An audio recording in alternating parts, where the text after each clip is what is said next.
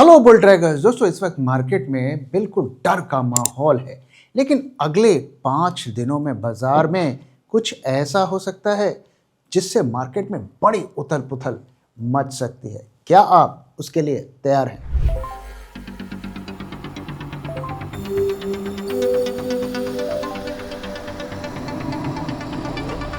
जब मार्केट की हो बात, बेटर आस्क बुल ट्रैक। तो अगले 5 दिनों में क्या होने वाला है, आइए इसको समझते हैं। तो आप जानते हैं कि जो ट्रम्प टैरिफ लगे हुए हैं दुनिया भर के मार्केट्स पर, उस पर एक लीगल केस चल रहा है। तो नवंबर 2025 में सुप्रीम कोर्ट में एक केस के बारे में सुनवाई हो रही थी, whether Trump could legally use IIPA। इस एक्ट के अंतर्गत उन्होंने टैरिफ लगाया था। और ये एक्ट कोल्ड वॉर एरा, जब रशिया और यूएस के बीच में कोल्ड वॉर चलता था, उस एरा में इसको एक इमरजेंसी पावर देने के लिए प्रेसिडेंट को ये एक्ट बनाया गया था। और इसी के अंतर्गत ट्रम्प ने पूरे दुनिया में ग्लोबल टैरिफ्स लगाए ओवर ट्रेड डेफिसिट्स एंड फेंटाइल। अब इसके बारे में सुनवाई एक राउंड हो चुकी है नवंबर में, और इसमें justices from both side question if the president can bypass Congress on tax-like measures, calling it a potential overreach। हम जानते हैं कि हमारे देश में भी जब भी कोई बड़ा टैक्स वगैरह लगाया जाता है तो उसके लिए पार्लियामेंट से उसे पास होना चाहिए, और कुछ पावर्स ऐसे होते हैं जो कैबिनेट या प्राइम मिनिस्टर अपने मर्जी से लगा सकते हैं, जैसे कि नोटबंदी। तो ये यहाँ पर भी उसी तरीके से हुआ कि ट्रम्प ने एग्जीक्यूटिव पावर्स का यूज़ करके ये टैरिफ्स लगा दिए, जिसे कोर्ट में चैलेंज किया गया, क्योंकि ये कहा गया कि ये उनकी संसद से पास नहीं हुआ है। तो लॉसूट्स फ्रॉम 1000 कंपनीज। अब देखिए, कंपनीज ने भी लॉसूट अमेरिका में लगा दिया, क्योंकि वो अमेरिका है, इंडिया नहीं है। तो वहाँ पे कंपनीज ने सरकार के ऊपर केस ठोक दिया, जिसमें कि कॉस्को, अमेजॉन, गुडियर, क्योंकि इन्हें महंगे दामों पर सामान अपने कस्टमर्स को बेचना पड़ रहा था, जिसकी वजह से इनके सेल्स इंपैक्ट हो रहे थे। साथ में जो वहाँ के 12 स्टेट्स हैं, उन्होंने भी केस ठोका हुआ है, arguing the tariffs were unlawful. तो आप देख रहे हैं कि वहाँ पर एक कितना बड़ा लीगल बैटल वहाँ पे चल रहा है।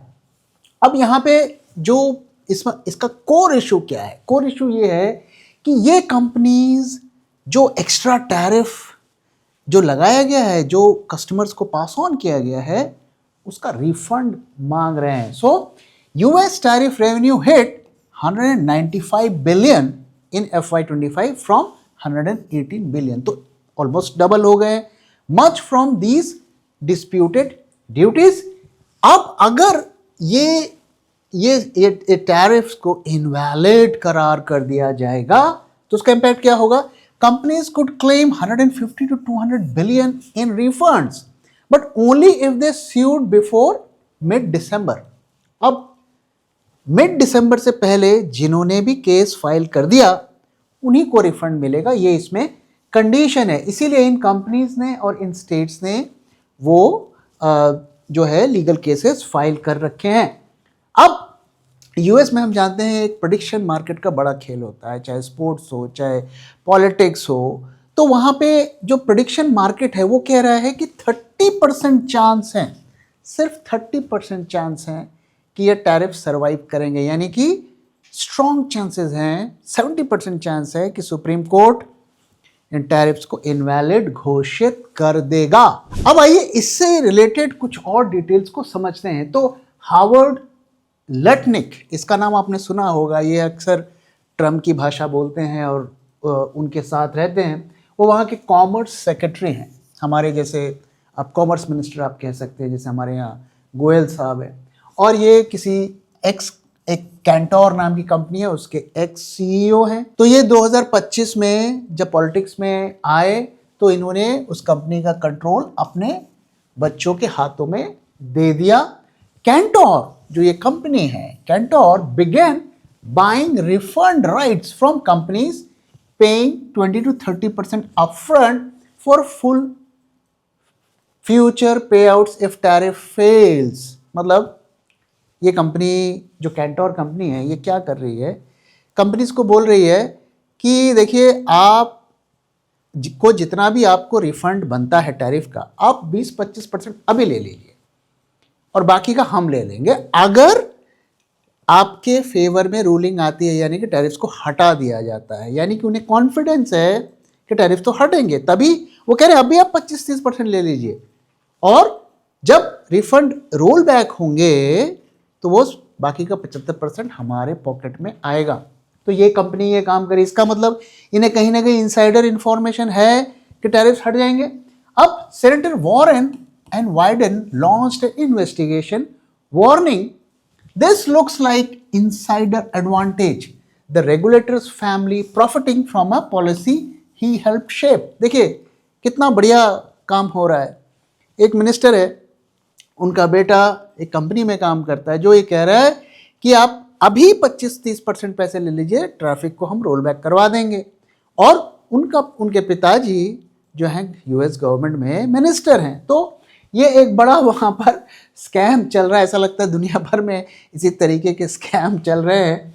अब यहाँ पर आगे क्या होने वाला, आइए इसको समझते हैं। तो जनवरी 10 को वहाँ के कोर्ट ने ये कंफर्म किया है कि rulings are coming January 14th with the tariff cases among the most anticipated। तो होपफुली अगर इसकी जो सुनवाई है वो पोस्टपोन नहीं होती है तो जनवरी 14 को इसका वर्डिक्ट मिल जाएगा। Trump called a loss a terrible blow. ये पहले भी कह चुके हैं कि अगर ये टैरिफ्स को हटाया जाता है तो ये एक बड़ा हमें झटका होगा।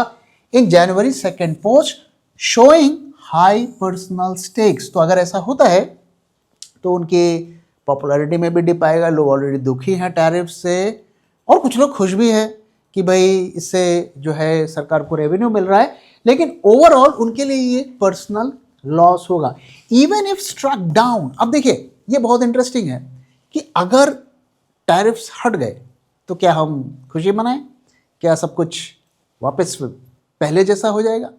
जिस तरीके से ट्रम्प की पर्सनालिटी है तो कोई ना कोई दूसरा रास्ता ढूंढेंगे दोबारा से टैरिफ को लगाने का। अब देखिए इसका इम्पैक्ट क्या होगा कि अगर सुप्रीम कोर्ट ने वहाँ के टैरिफ्स को इनवैलिड कर दिया तो ये जो रिफंड विफंड का गेम चल रहा है उससे पैसे कमा लेंगे।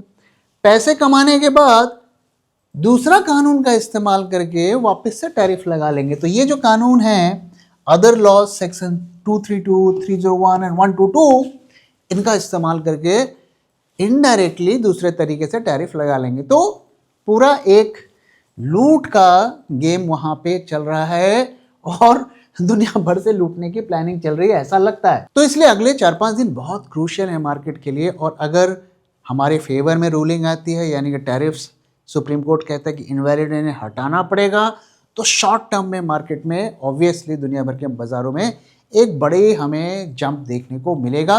लेकिन हमें ध्यान में रखना है कि ट्रम्प जितना हम उन्हें जानते हैं कि वो कोई ना कोई दूसरा रास्ता भी निकालेंगे और हो सकता है अपने ज़िद पे आकर उससे भी बड़े टैरिफ्स का अनाउंसमेंट करेंगे। तो इसलिए बड़े उठापटक आने वाले दिनों में हो सकते हैं। बहुत सावधान दोस्तों रहना है। और अगर ये टैरिफ्स रोल बैक होते हैं तो ऐसा नहीं कि सारा खतरा टल गया है और हम ज़बरदस्ती बहुत सारा कुछ खरीद के बैठ जाएं। ऐसे काम भी नहीं करने हैं। अगर आपको ख़रीदना है तो टैरिफ लगे या ना लगे उसको इग्नोर करके आप स्टॉक के बेसिस पर लगाइए, ना कि न्यूज़ के बेसिस पर। अब आइए दोस्तों हम मार्केट की डेटा की बात करते हैं। कल के वीडियो में हमने मार्केट डेटा की बात नहीं की थी। आज समझने की कोशिश करते हैं कि कल के दिन मार्केट ने जो ट्रेडिंग हुई थी उसमें हमें क्या इंडिकेशंस, क्या क्लूज मिल रहे हैं। जून 2024 को अगर आप निफ्टी में पैसे लगाते तो आज आपके रिटर्न्स बनते सिर्फ 6.5% और अगर आप बुल ट्रैक 2024 पोर्टफोलियो में पैसे लगाते तो आज आपको दुगने से भी ज्यादा रिटर्न मिलता। और गौर करने वाली बात यह है कि पिछले दिनों जो मार्केट में हमें ब्लड बाथ देखने को मिला उस ब्लड बाथ में भी हमारे पोर्टफोलियो ने लगातार पॉजिटिव रिटर्न्स दिखाए और ये कोई तुक्का नहीं है, क्योंकि ऐसे ही शानदार रिटर्न्स हमने अपने 2021 पोर्टफोलियो में भी अपने सब्सक्राइबर्स को दिए थे। 2021 के पोर्टफोलियो में 21 में से 7 स्टॉक्स ने 100% से भी ज़्यादा पीक रिटर्न्स दिए और 15 स्टॉक्स ने 50% से भी ज़्यादा रिटर्न्स दिए। और कई स्टॉक्स जैसे कि भेल एंड कोचिन शिपयार्ड्स मल्टीबैगर साबित हुए। तो आखिर हम ऐसा कैसे कर पाए? Being a SEBI registered RA, I can tell you, सिर्फ फंडामेंटली स्ट्रॉन्ग स्टॉक को सिलेक्ट करने से ही आपका पोर्टफोलियो ग्रीन में रहेगा, ऐसा जरूरी नहीं। उसके साथ टेक्निकल, क्वांटिटेटिव और डेटा एनालिसिस भी जरूरी होती है। सबसे जरूरी है कि आप स्टॉक को किस प्राइस पर खरीद रहे हैं, और इसीलिए हर स्टॉक को जो हम बुल ट्रैक पोर्टफोलियो में ऐड करते हैं उसे गुजरना पड़ता है bull track in house research के 10 स्ट्रिंजेंट क्राइटेरिया से, ताकि आपको मिले एक शानदार स्टॉक एक शानदार प्राइस में। तो देर किस बात की, आज ही सब्सक्राइब करिए बुल ट्रैक पोर्टफोलियो को हमारी वेबसाइट bulltrack.in को विजिट करके, या स्क्रीन पे दिए हुए नंबर से हमसे कांटेक्ट करिए। Investment in securities market are subject to market risks. Read all the related documents carefully before investing. आइए डेटा में देखते हैं कि वहां पे हमें क्या देखने को मिल रहा है। तो 9 जनवरी का डेटा हम देख रहे हैं, फ्राइडे के दिन का, और हमें पता है कि काफ़ी बड़ा हमें फॉल देखने को मिला था, करीब 200 पॉइंट्स का फॉल देखने को मिला था, और निफ्टी 25,683 के लेवल के आसपास क्लोजिंग दी। अब देखिए, जो हम बात कर रहे थे कि इतने हफ्तों से आईवीज और वोलेटिलिटी लो लेवल पर चल रही थी, अब उसमें बढ़त होती हुई हमें दिख रही है। आप देख सकते हैं कि 7% से बढ़ते बढ़ते 9% पर आ गया है, और पुट्स के आईवी भी काफ़ी टाइम से अगर आप देखिए तो 9% पे चल रहे हैं, ये भी 6% से बढ़ते बढ़ते 9% हुआ है। तो कॉल आईवी पुट आईवी दोनों में 3% का राइज देखने को मिला है। और विक्स में भी सिचुएशन आप देखिए कि 9% के आसपास ये चला गया था, अब यहाँ से बढ़ते बढ़ते हम 11% के आसपास आ गए हैं। तो अब सिस्टम में फियर आता हुआ हमें दिख रहा है। अब पुट कॉल रेशियो की अगर बात करें तो ये 1.45 का इसने टॉप बनाया, और कंसिस्टेंटली आप देखिए इसमें ड्रॉप देखने को मिल रहा है। और हम जानते हैं कि ये जो लेवल है 0.65 के आसपास, ये बॉटम होता है पुट कॉल रेशियो का, इससे नीचे यूजुअली नहीं जाते हैं। हालांकि फ्राइडे के दिन ये चले गए। तो एक्सट्रीमली, अगर पुट कॉल रेशियो की बात करें तो एक्सट्रीमली ओवर सोल्ड लेवल पर मार्केट्स चले गए हैं। तो एक जंप यहाँ से बनता है, एक टेक्निकल बाउंस बैक यहाँ से बनता है। अब अगर हम निफ्टी फ्यूचर्स का ओआई डेटा देखें, वहाँ हमें क्या देखने को मिल रहा है? पिछले 2 दिनों से आप देखिए ह्यूज ओआई एडिशन शुरू हो गई हैं, और यहाँ पे आप देखिए कितना डल मार्केट टाइप का था, आप देख सकते हैं। और जो ट्रेंड हम पिछले कई दिनों से देख रहे हैं कि जब भी मार्केट गिरता है ओआई ऐड होता है। कल के दिन भी आप देखिए मार्केट गिरा, ओआई ऐड हुआ, परसों भी मार्केट गिरा, ओआई ऐड हुआ। तो बड़े ओआई के नंबर्स गिरते हुए मार्केट में हो रहे हैं, जो इंडिकेट कर रहा है कि शॉर्ट पोजीशंस कंटिन्यूसली बिल्ड होती जा रही हैं। नेक्स्ट मंथ के अगर ओआई देखें तो वहाँ पर भी करीब 1594 कॉन्ट्रैक्ट्स ऐड हुए हैं। और प्रीमियम, ये थोड़ा सा इंटरेस्टिंग है, प्रीमियम में ह्यूज जंप देखने को मिला है 88 से 127, और नेक्स्ट मंथ में भी ह्यूज जंप देखने को मिला है। तो ऐसा लग रहा है कि ऑप्शंस मार्केट में तो जो लेट कमर्स हैं उन्होंने सेलिंग की है, फ्यूचर्स मार्केट में ऐसा लगता है कि शॉर्ट्स कवर हुए हैं, अच्छे खासे शॉर्ट्स कवर हुए हैं, यानी कि रिटेल घुस रहा है ऐसा लगता है, और इंस्टीट्यूशन अपने शॉर्ट्स को क्लोज कर रहे हैं। अभी तक ये प्रीमियम देखकर ऐसा लगता है। तो बेसिकली एक साइन हो सकता है कि शॉर्ट वाले अपने प्रॉफिट्स को बुक कर रहे हैं। अगर हम एनएसई का टर्नओवर देखें तो अब देखिए वही हमें देखने को मिल रहा है, एवरेज से ज़्यादा का टर्नओवर। तो यहाँ पर स्टॉक की डंपिंग हो रही है, और हम देख रहे हैं बड़े बड़े स्टॉक्स में बड़ी बड़ी फॉल होती हुई। तो ये एक क्लियर कट एग्जाम्पल है कि यहाँ पर स्टॉक की डंपिंग हो रही है। एडवांस डिक्लाइन पिछले 2 दिनों से पैथेटिक लेवल पर चल रहे हैं, बहुत ही बुरे। और एफआईआई की इंडेक्स शॉर्ट्स की पोजीशन भी आप देख सकते हैं कि यहाँ पर राइज हुई है, काफ़ी बड़ी है। अब देखिए यहाँ पर ये करीब लो था 1,27,000, वहाँ से बढ़ते बढ़ते हम आ गए हैं 1,86,000। आज का डेटा क्या लगता है मुझे? बिल्कुल बेरिश है, सब कुछ बेरिश है, लेकिन ऐसा लग रहा है कि ज़रूरत से ज़्यादा बेरिश है। तो I think market is ripe for a technical bounce. अब आइए चार्ट्स की तरफ चलते हैं और देखते हैं कि वहाँ पे हमें क्या देखने को मिल रहा है। तो देखिए, हम पिछले कई दिनों से बात कर रहे थे आपके साथ कि डायमंड पैटर्न बन रहा है और ये बेसिकली टॉप का पैटर्न होता है। तो थोड़ा देर से काम किया, लेकिन काम किया। और दूसरी चीज़, हमारा ये जो लेवल था जिसके में हमने आपके साथ शेयर किया था कि इसके नीचे हमें शॉर्ट जाना है, और शॉर्ट अगर आप गए होंगे तो अच्छा खासा आपको यहाँ पर प्रॉफिट देखने को मिला होगा। करीब करीब 400-450 पॉइंट्स का तो प्रॉफिट आपको इस वक्त चल रहा होगा और आपने ये लेवल को फॉलो किया होगा। अब यहाँ से क्या करना है, आइए इसके बारे में बात करते हैं। तो पहले आइए कुछ इंडिकेटर्स को हम देखते हैं। तो पहली चीज़ जो गौर करने वाली है कि इस लो को आप देखिए और इस लो को आप देखिए, ये लोअर लो बन रहा है। और अगर आप MACD इंडिकेटर में देखेंगे तो ये लोअर लो नहीं बन रहा है, यानी कि मार्केट थोड़ा ज़्यादा गिर गए, ज़रूरत से ज़्यादा गिर गए ऐसा लगता है, जिसे हम कहते हैं ओवर सोल्ड टेरिटरी पर मार्केट चला गया है, जो कि एक टेक्निकल बाउंस को यूजुअली इंडिकेट करता है। और इससे हम ये उम्मीद लगा सकते हैं कि यहाँ से हमें एक छोटा मोटा बाउंस देखने को मिल सकता है। दूसरी चीज़ जो गौर करने वाली है वो ये कि इस गिरते मार्केट में अगर आप देखें तो वॉल्यूम कम नहीं हो रहा है। नॉर्मली हम टेक्निकल एनालिसिस में ये मानते हैं कि जब मार्केट गिरता है वॉल्यूम्स को भी कम रहना चाहिए। जब ऐसा होता है तो ये इंडिकेट करता है कि ये सेलिंग लंबी चलने वाली है। लेकिन जब गिरते मार्केट में वॉल्यूम बढ़ने लगता है तो वो अक्सर इंडिकेट करता है कि सेलिंग एग्जॉस्ट हो गई है, ख़त्म होती हुई दिख रही है। तो ये भी एक केस बता रहा है कि हमें मार्केट में क्विक बाउंस देखने को मिल सकता है। अब आइए आवरली चार्ट्स पे चलते हैं और देखते हैं वहाँ से हमें क्या क्लूज देखने को मिल रहे हैं।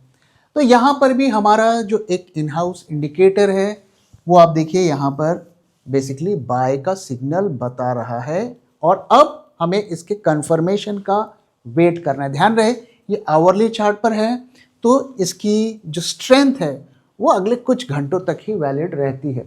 तो ये भी इंडिकेट कर रहा है कि शायद ये डाउन ट्रेंड पूरा हो चुका है। तो ऐसा हो सकता है कि कुछ घंटों के लिए हमें बाउंस देखने को मिल जाए। तो दोस्तों ऐसे में हमें करना क्या चाहिए? देखिए दोस्तों, ये वीडियो हम यूजुअली दिन के अंत में डालते हैं। ड्यूरिंग द डे जो सिचुएशन होती है मार्केट में, जो एक्शन होता है उसके बेसिस पर ट्रेडर्स लोग डिसीजन लेते हैं और ड्यूरिंग द डे हम आपके साथ बात नहीं कर पाते हैं, हम जानते हैं।